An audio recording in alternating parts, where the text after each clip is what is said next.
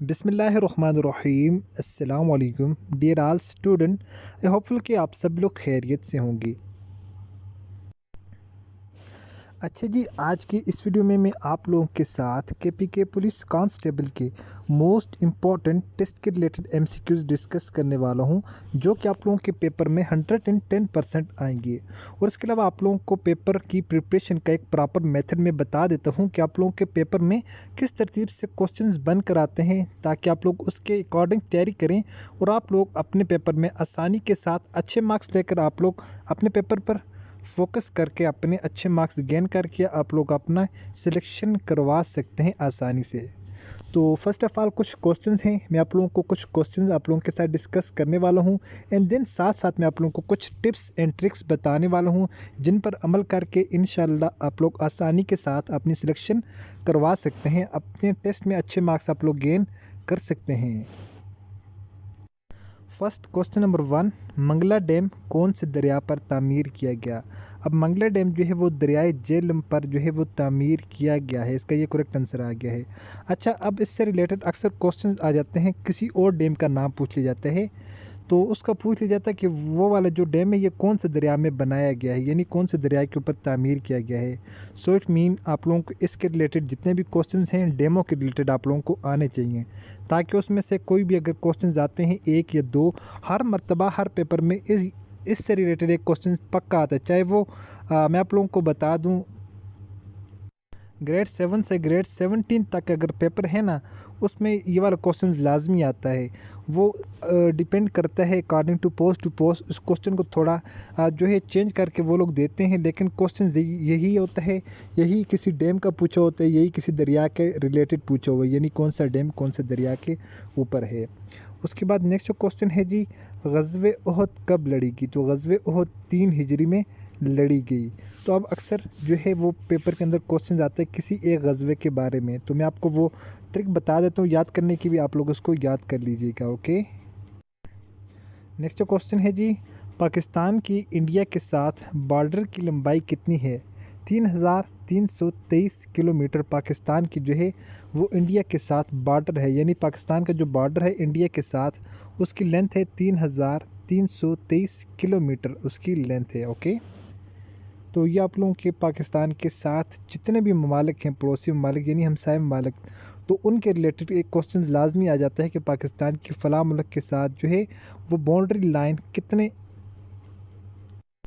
यानी लेंथ की है। ओके, तो उसके बाद नेक्स्ट जो क्वेश्चन है जी, दाता गंज बख्श का मज़ार कहाँ है? तो दाता गंज बख्श का मज़ार लाहौर के अंदर है। ओके, लाहौर की, ये मोस्ट इम्पॉर्टेंट क्वेश्चन है।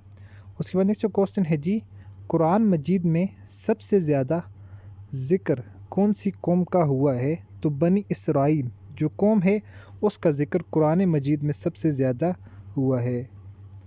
उसके बाद नेक्स्ट जो क्वेश्चन है जी, सेहतमंद में सेहत क्या है? अब ये उर्दू के अंदर अक्सर क्वेश्चन आ जाते हैं, इस तरह के दो वर्ड दिए जाते हैं, एक वर्ड को अंडरलाइन किया जाता है, उसका पूछा जाता है कि ये वर्ड क्या है, ये उस पूछा जाता है कि ये साबका है, क्या ये लाहिका है, क्या ये रदीफ़ है, क्या ये हम काफ़ी है, डिफरेंट ऑप्शन दिए जाते हैं। तो यहाँ पर जो पहला लफ्ज़ है, पहला लफ्ज़ क्या होगा? अच्छा जी, ये एक चीज़ आप लोग ऑलवेज़ याद रख लें, ये आप लोगों को पेपर में काम आएगी। अच्छा, यहाँ पर एक कंसेप्ट की बात होती है, एक आप लोगों के रटे की बात होती है। अगर रटे की मैं सीधी सी बात बता दूँ, मैं आप लोगों को कहूँगा सेहतमंद में सेहत क्या, ये साबका है, ठीक है, ये क्या है, मैं आप लोगों को कह दूंगा कि सेहतमंद में सेहत क्या, ये साबका है। अब आप लोगों को नहीं पता होगा, अगर इसी सेहतमंद की जगह यहाँ पर कोई और वर्ड आ जाता है, ठीक है जी, यहाँ पर कोई और लफ्ज़ आ जाता है, जिस तरह आ जाता है, मैं कहता हूँ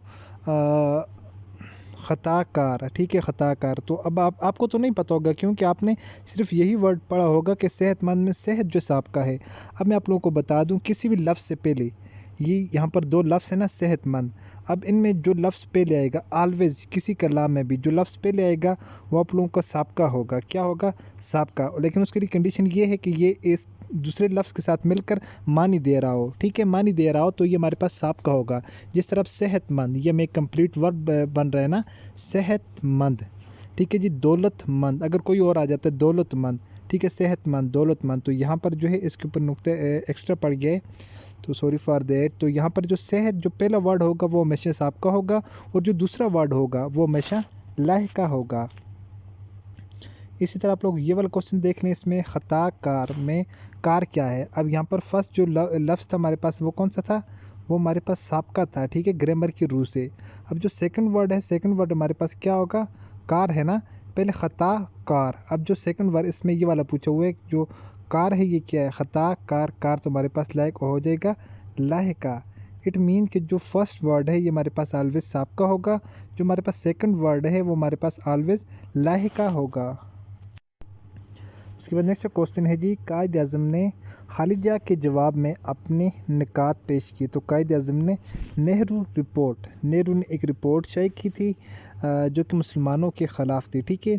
तो इसके जवाब में कायद आज़म मोहम्मद अली जिन्ना ने अपने 14 निकात पेश किए थे, तो वो नेहरू रिपोर्ट के ख़िलाफ़, ठीक है जी, नेहरू रिपोर्ट के जवाब में।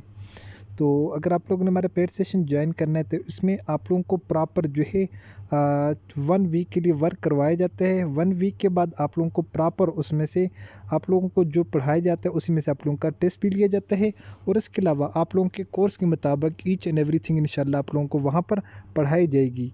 अगर आप लोगों ने हमारा पेड सेशन ज्वाइन करना है तो आप लोग इस नंबर पर मुझसे रब्ता कर सकते हैं।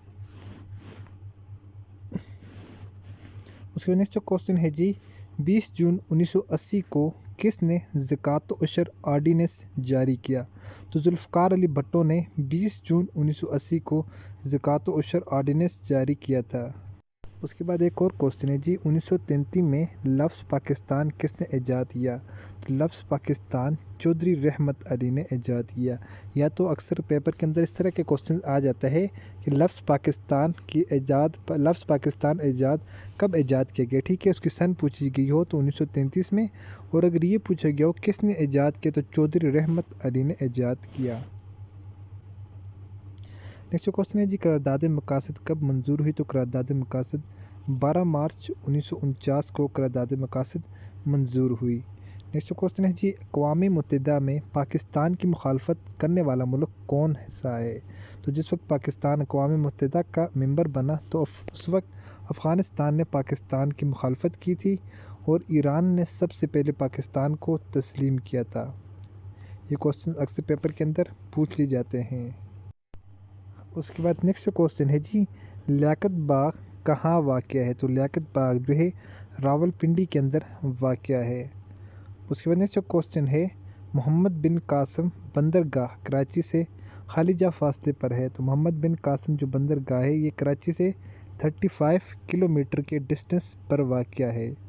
मोस्ट इम्पॉर्टेंट क्वेश्चन है ये। उसके बाद नेक्स्ट क्वेश्चन है जी, तहरीक इंसाफ का क़याम कब अमल में लाया गया। तो तहरीक इंसाफ का क़याम यानी तहरीक इंसाफ जो पार्टी है इसका क़याम 1996 में अमल में आया या लाया गया। उसमें नेक्स्ट क्वेश्चन है जी, हिंदुस्तान के आखिरी वाइसराय कौन थे। लॉर्ड माउंटबेटन जो है ये हिंदुस्तान के आखिरी वाइसराय थे। उसमें नेक्स्ट क्वेश्चन है जी, दुनिया की दूसरी बुलंद तरीन चोटी की ऊंचाई कितनी है।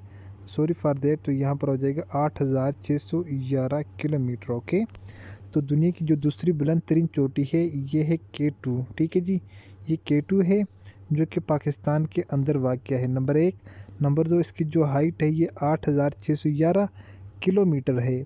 और K2 के रिलेटेड एक क्वेश्चन और भी पूछे जाते हैं कि K2 की जो है बुलंदी कितनी है, यानी इसकी हाइट कितनी, इसका सेकंड नाम क्या है। तो K2 का सेकंड नाम गार्डवन ऑस्टिन इसको कहा जाता है।